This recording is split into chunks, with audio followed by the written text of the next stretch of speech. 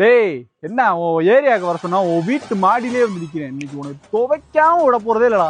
என் மாப்பிள்ளைக்கு தெரிஞ்சா அவனை துவட்டி விட்டுருவாயா மாமிச மேல. எவன்டா அவனை முத கூப்பிடுறான். இன்னைக்கு நான் அவனையும் செய்ய போன போறான்டா.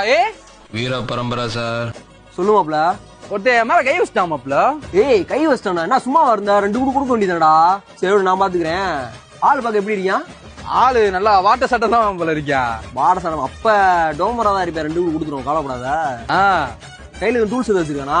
டூல்ஸ் எல்லாம் இல்ல மாப்ள, சும்மா வெறுங்கையை தான் வந்திருக்கேன் அடிபத்து சாக. இப்பதான் பண்ணிட்டு இருக்கியான் மாப்ள? கை கீழாம் ஏத்தி விட்டுட்டு செப்பலுக்கு பல்லாம் கலட்டுறான்டா. ஏய் பயப்படாதடா. நான் என்ன இருக்கும்போது என்ன மீறி தொட்டுருவானா அவன்? 5 நிமிஷத்துக்கு எத்தனை வருவான் எங்க?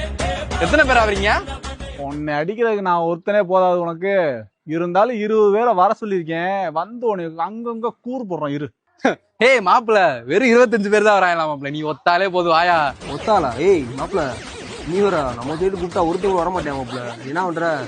அவங்க வரதுக்குள்ள கை காலில் விழுந்து கிளம்பி ஓடி வந்துட்டியா? அந்த டீ கடையில் வெயிட் பண்ணிக்கிட்டு இருக்கேன்னா. அட டம்மி. இல்லம்மா அந்த தேங்காய் எடுத்துட்டேன் வந்தா. என்னடா அண்ணே இல்ல அண்ணே, நீ எப்பனாலும் நீங்க என்னை அடிச்சுக்கலாம். சரி அங்கனுக்குள்ள ஒரு டீ கடை ஒண்ணு இருக்குண்ணே. அங்க போய் அங்க ஒருத்தன் நிப்பான். அவனை போட்டு 2 அடி அடிங்க. என்னைய பார்த்தா என்ன லந்து